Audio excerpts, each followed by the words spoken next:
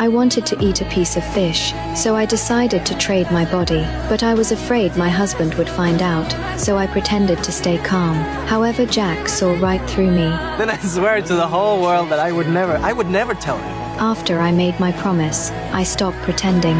I grabbed the fish and started eating it. I thought I could get away with it, but I quickly made a mistake. My husband had quietly taken Jack's diving mask. When he returned it, Jack, who usually didn't get along with him, wasn't angry. Instead, he looked quite pleased. This made my husband suspicious. He immediately asked me what happened. I didn't hide it. I confessed everything. My husband was furious. He grabbed my hair and threw me right in front of Jack. He thought I'd beg for forgiveness, but I chose to stay with Jack.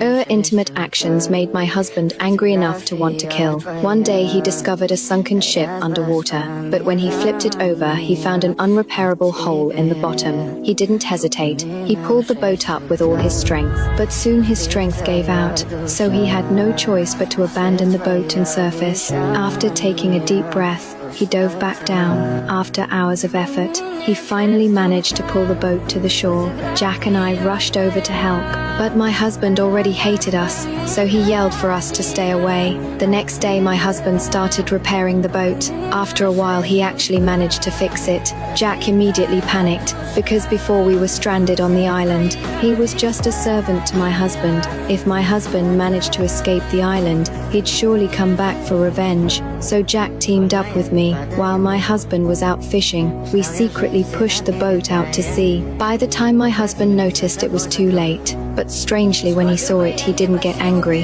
He just smiled. Soon after, I noticed water flooding into the bottom of the boat. That's when we realized we'd fallen into my husband's trap.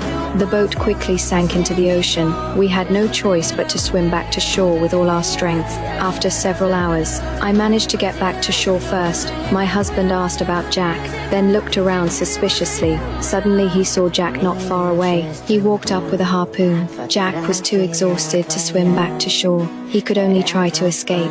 My husband threw the harpoon. It struck Jack's body. Jack died on the spot. That night, my husband tied me to a post and gave me a severe punishment, but in the end he forgave me because he didn't want to be alone on the island. We went back to our peaceful life. However, 6 months later, a fishing boat suddenly arrived at the island. I never thought I'd be rescued. I couldn't say anything in my excitement. On the boat, I devoured the bread. My hungry look made the fisherman feel sorry for me. Meanwhile, my husband, who was fishing, saw I had been saved. He excitedly waved at me, but I looked at the fisherman. After confirming no one could hear, I coldly looked at my husband and then left the island alone.